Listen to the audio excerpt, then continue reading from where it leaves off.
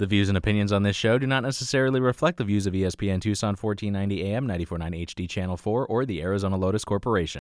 Welcome to Spears and Ali on ESPN Tucson. Justin Spears, I like that. With Justin Spears and Ali Farhang on 1490 AM, 94.9 HD Channel 4, ESPN Tucson. Brought to you by Tucson Federal Credit Union, the Volpe team at Nova Home Loans, and Rightway Heating, Cooling, and Plumbing. I want to be entertaining, but I'm not stupid enough to compare myself to Ali.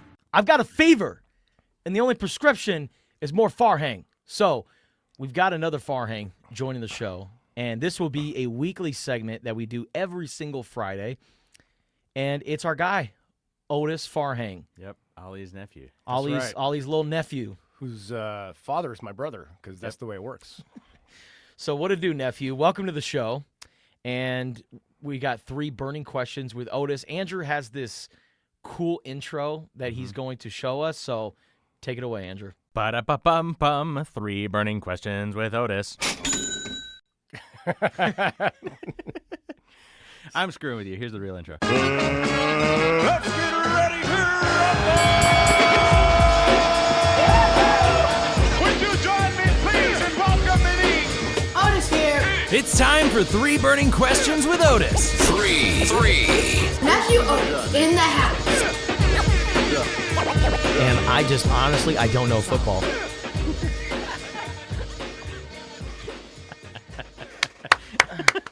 Marvelous job. Andrew. I had high expectations. You exceeded them. And I would keep for this segment, you messing with me, I would keep that at the beginning of it. And because we're kind of sampling the music, we can show it. So great. Yeah. All right.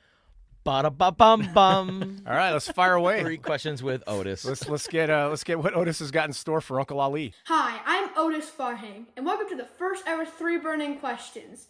Question number 1. I'm 10 years old. Who do you think is going to win a playoff game first before I graduate high school? The Pittsburgh Steelers or the LA Chargers?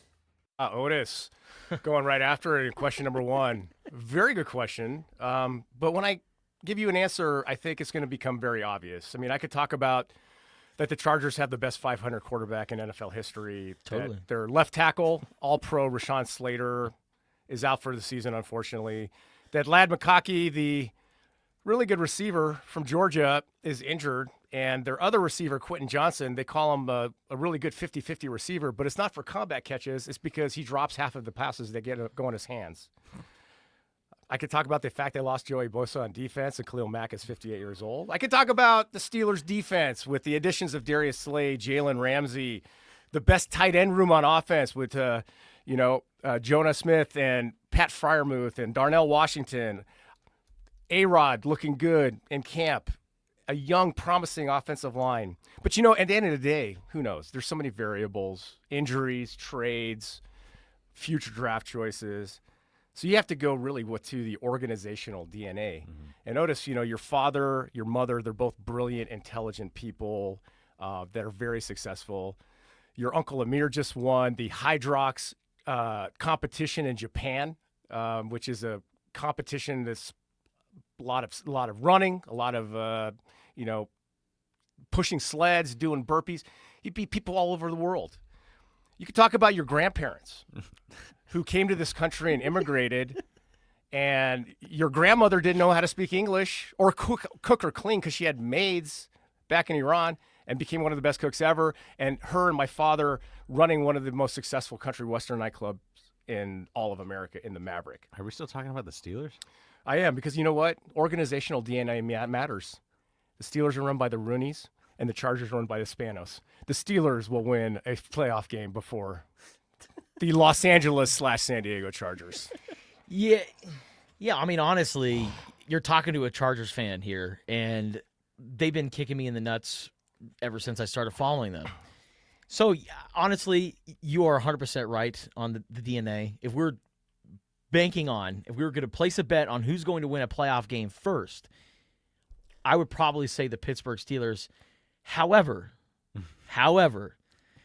Chargers have the most recent win in the postseason, in 2018. Last time the Steelers won a playoff game was in 2016. True. They also have the most recent move from their city to another city. And there are 5 fans in Los Angeles. I mean, they probably disagree with me. But I think that, look, Otis, look at your chiseled face, your brilliant mind, your kind heart. You are a Farhang, and the Steelers are the Steelers, and the Chargers are the Chargers. DNA matters. But hopefully Harbaugh could change the DNA. I'm hopeful. But Let's all right, go. let's move on to question 2. Question 2. With Drake London, Bijan Robinson, and Michael Penix Jr. in a weak NFC South, why can't the Atlanta Falcons be this year's Washington Commanders? Otis, question. the Atlanta Falcons can be this year's Washington Commanders, and you just named 3 guys that would be a reason for it. Michael Penix showed some really good stuff last year late in the season. You know how we feel about Bijan here in Tucson, but he's amazing. And Drake London is going to be one of the, I think, a breakout receiver this year, better than years before. I can't wait for your dad to slip on the banana peel again and draft Kyle Pitts at tight end in fantasy football tomorrow. But that all being said, the real key for the Atlanta Falcons is their defense, and they could not rush the passer last year. But they drafted Jalen Walker from Georgia, an outside linebacker, and then they traded up and traded some draft picks next year for a guy named James Pierce from Tennessee. Those guys at the outside linebacker, as rookies, if they can create pressure on defense, they got a good secondary. While I don't think the NFC South is as weak as you think, because I know you're going to hate this, Tampa Bay's pretty good.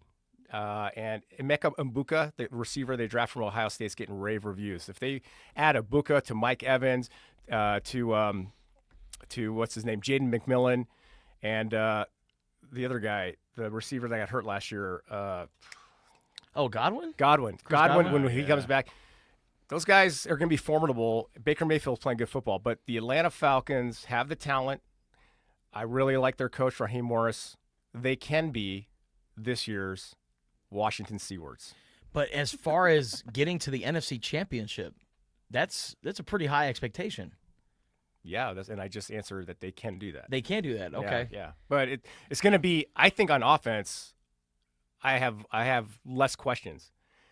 The real thing that's going to determine if they can get to the NFC Championship game is, can that defense take it up a notch, and can those 2 young rookies rushing from the outside create enough pressure that then creates turnovers? Yeah. If they can protect Michael Penix Jr., which I think they will, I think this will be a really good Atlanta Falcons team. I really like Jake Matthews over there at left tackle. And Michael Penix, we've seen his career in college, and this was a guy that went through so much adversity, overcoming injuries, and had a great career at Washington. And the dude's got a cannon arm. He does.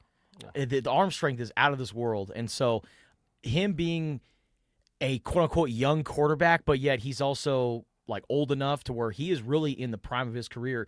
Maybe this is where we see Michael Penix Jr. really start to take flight. Bijan Robinson going into year 3. We've seen him as the 3rd leading rusher behind Saquon Barkley and Derrick Henry. With those guys getting a little bit older, maybe this is where we start to see Bijan kind of overtake that top spot as the best running back in the NFL. So I have high expectations for Bijan in that offense, and I agree with you, Ali. I think that Falcons defense, if they can be the top unit in that division, maybe they can be the Washington Commanders. And that division's weak. I mean, it has been weak. I mean, the only team that they got to get through is, like you said, Tampa Bay. The New Orleans Saints, they've got quarterback problems. To say the least. Carolina, interesting. Now that Tetairoa McMillan is there, maybe Bryce Young can take that next step as a quarterback. But if we're talking about the teams in that division and what we feel good about, I like the Atlanta Falcons finishing. It's going to be interesting to see if Bryce Young, what we saw of him playing fairly good after he got benched and came back, if that kind of continues. But I think, him and T-Mac, it's going to be – Carolina will not be as bad as it was last year. New Orleans, you might as well just shuck the season, because I don't think Tyler's going to do it. Shuck the season. Yeah, because if you're rolling out – I mean, no disrespect, but if you're rolling out Spencer Rattler as your starting quarterback, man, let's just say this. I will not be drafting any New Orleans Saints tomorrow in the fantasy football draft. As I call great value Patrick Mahomes, Spencer Rattler. Right. Is Alvin Kamara still with the Saints? Yeah. I believe he is. Okay. Yeah. Well, Yes. there's one. Sort of. Yeah. I mean, Maybe he'll be boom or bust this year. We'll see, man. When you don't have any quarterback to get, if I'm a defense playing the Saints, I'm packing I'm packing the line of scrimmage, and I've got 2 guys on Alvin Kamara, and I'm just like, beat us throwing. Yeah. That's what I'm going to do. So They had Brandon Cooks and Chris Olave, but who's throwing him the football? that's what you wanted, Otis. A lot of NFC South in-depth analysis. The Atlanta Falcons, yes, can be this year's Washington Seawards. Question 3. With the Giants selecting quarterback Jackson Dart, is Jackson Dart the coolest quarterback name of all time? Wow, the Jackson Dart, the coolest quarterback name of all time. As Justin's typing furiously to the other names. Which one is it? Which one is it? Which one is it? I mean, you got Colt McCoy that played at Texas. That was pretty darn good quarterback name. One that's near and dear to my heart. Number 6, Pittsburgh Steelers from Louisiana Tech. Bubby Brister. I like that. General Booty, Oklahoma. Not going to be in the NFL, but General Booty, not a bad quarterback name. Cool quarterback name. Rooted against these guys all the time in the 70s. But I do have much respect for the man. Roger Staubach from Navy served his commitment to the Navy and then went to the NFL. But you don't see that. Bart Starr, man, that's a pretty good quarterback name. Yeah. Fran Tarkenton. Yeah. Kind of sounds like a Norse spell. Fran Tarkenton, I like that. I didn't have that. Y.A. Tittle, which you can be put into, title. Maybe. I don't know. And then there's Chuck Long, the former Iowa quarterback that played for the Lions for a little bit. And Hayden Fry, his coach, when they asked him about Chuck Long's arm and how strong it is, Hayden Fry responded, Chuck Long shows me every practice how strong his arm is when he overthrows the receivers. But Jackson Dart is a cool quarterback name. We'll see if he's gonna be a good quarterback. First throw in the preseason was a touchdown, but it's preseason. And we'll see if Jackson Dart takes over for Russell Wilson at some point in the Giants season, because I'm going to tell you right now, the Giants got a great defense, a very good defense. And Abdul Carter, getting him from Penn State and adding him to Oregon's Kayvon Thibodeau. Yep. And they got another Leonard. They got another guy. Yeah, Leonard Williams. Yep. That's a good defensive front, man. That's a really good defensive front. So the Giants are going to be in every game because of their defense. It'll be interesting to see offensively if Jackson Dart takes over for him. But you know what? As cool of a name Jackson Dart is, I'm going to tell you the coolest name, and this is a total tight end name, Otis Farhang. Love you, buddy. The Big O. The Big O. And, yeah, Jackson Dart is a great quarterback name, especially, if he's throwing touchdown passes, darts only, man. Yeah. Throwing darts. And I'm sure if he's throwing interceptions, there's going to be some fun plays on the word dart, right? Definitely. Yeah. There's going to be a dart board with a dart on the wall right above the board.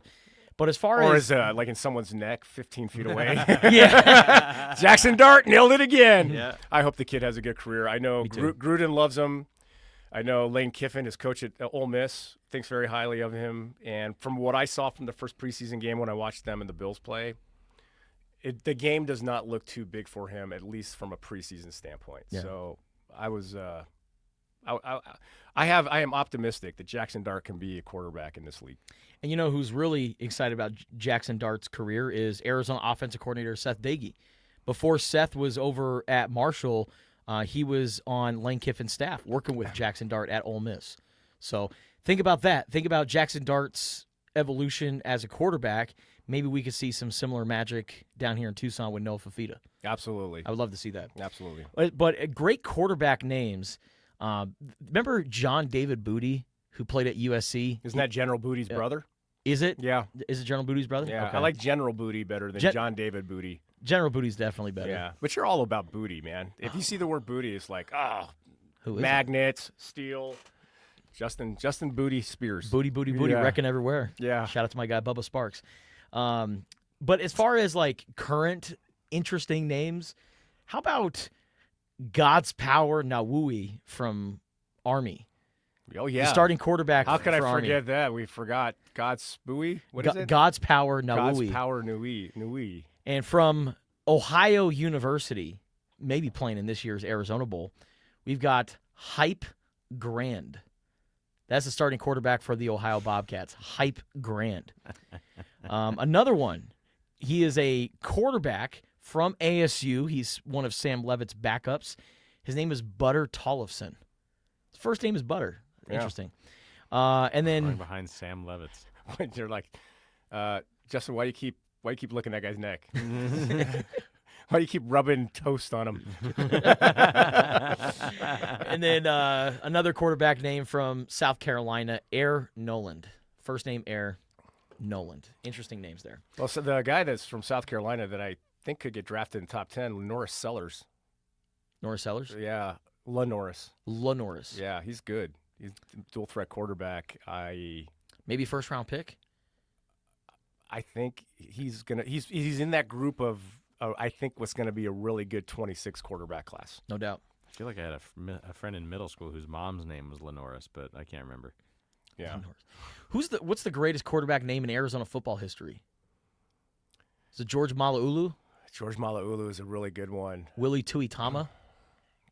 Yeah, I mean, he didn't really play, but Grant Gunnell. Gunnell is a pretty good quarterback name. Gunnar Cruz. Gunnar Cruz, another one. Yeah. I'll just go with Nick Foles. Nick Foles. Yeah. The most generic one. I'm surprised Justin didn't bring up his favorite, but Khalil Tate, baby. Khalil Tate. Yes. Now, did you guys know in the NFC Championship game where the year the Eagles won the Super Bowl, Foles came out with this yesterday, so I'm not going by memory. I learned this yesterday.